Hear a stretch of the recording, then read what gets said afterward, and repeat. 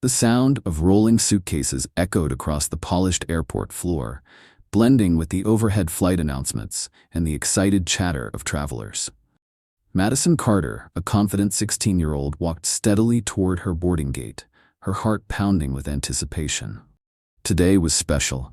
For the first time in her life, she would experience first class, a surprise gift from her father, a reward for her dedication and hard work. The ticket in her hand felt like a passport to a world of luxury she had only imagined before. Spacious seats, premium service, and gourmet meals awaited her.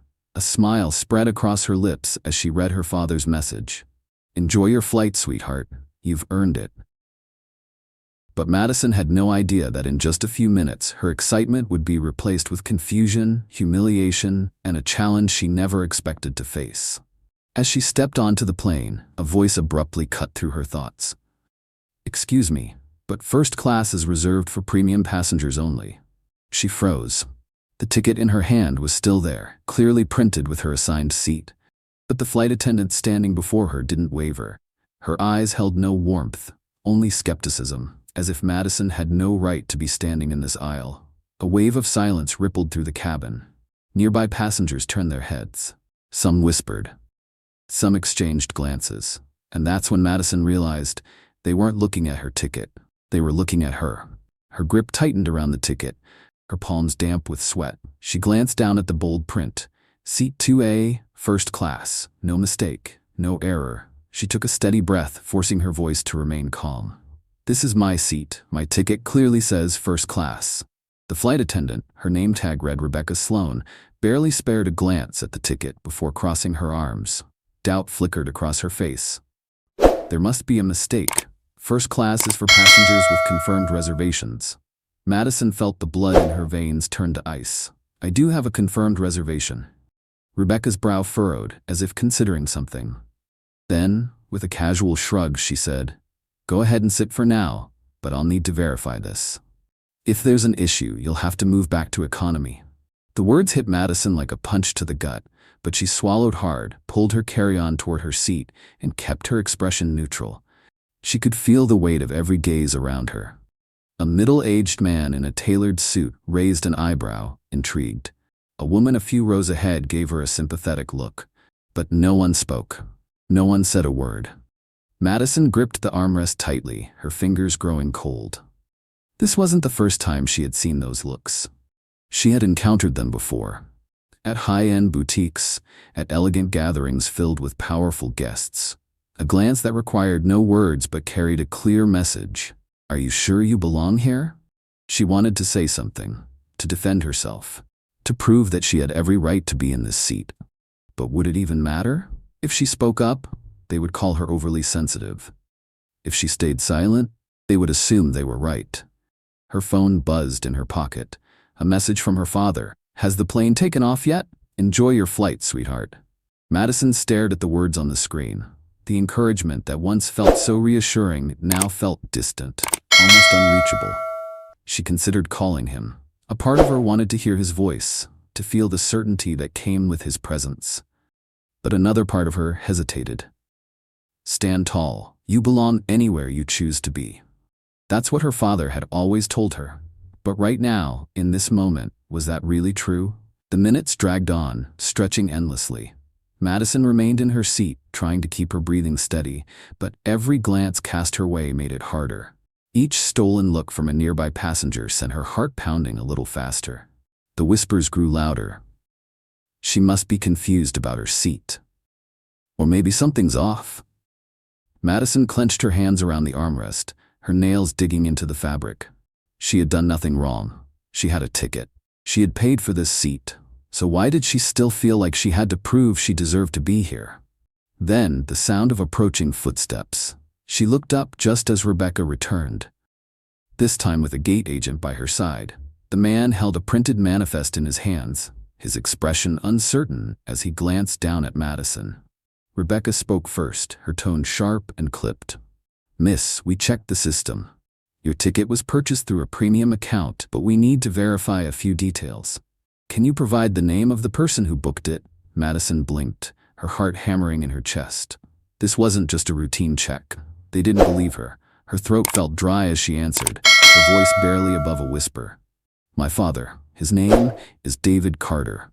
The moment Madison spoke her father's name, the gate agent stiffened.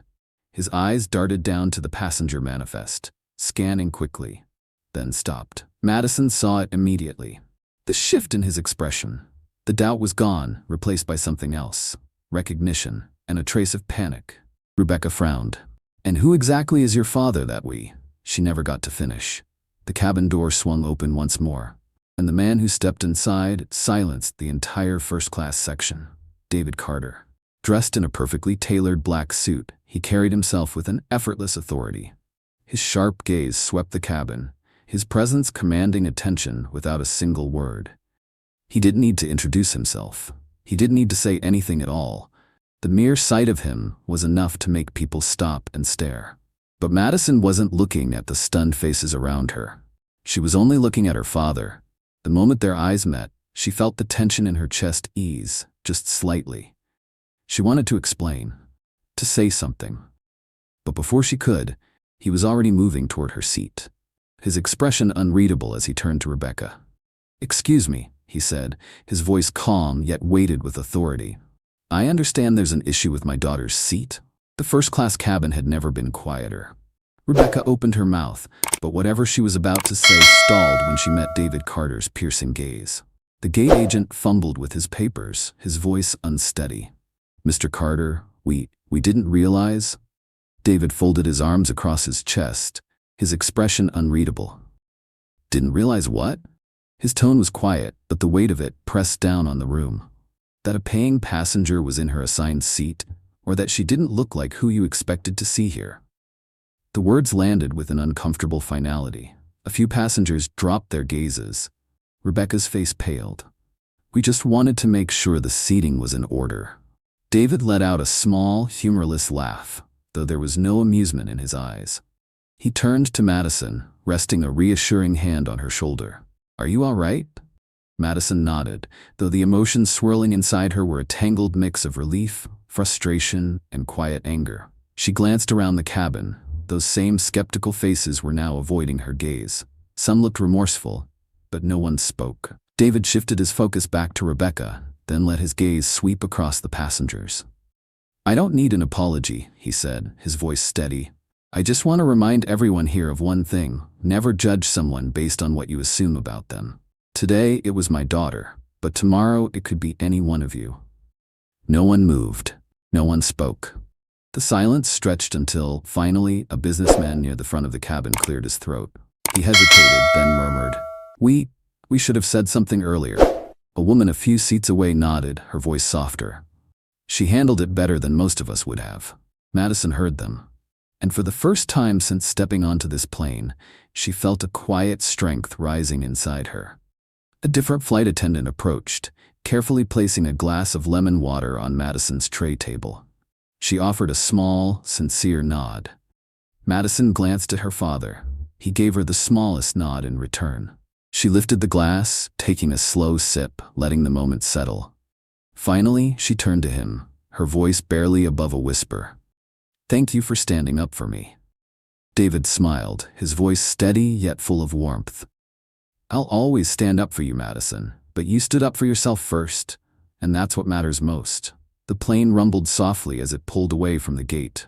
Madison turned toward the window, watching the clouds drift beyond the glass. She knew she would never forget this moment, because from now on she understood something deeply. It wasn't just about belonging anywhere she chose to be. It was about standing firm to prove that she did. This story isn't just about a first-class ticket. It's about how we see and treat each other. Have you ever faced a situation like this? How did you handle it? Share your thoughts in the comments. And if this story resonated with you, don't forget to like, share, and subscribe to help spread powerful stories that inspire and challenge us all. Together, let's build a world where people are respected, not just for who they are, but because they deserve it.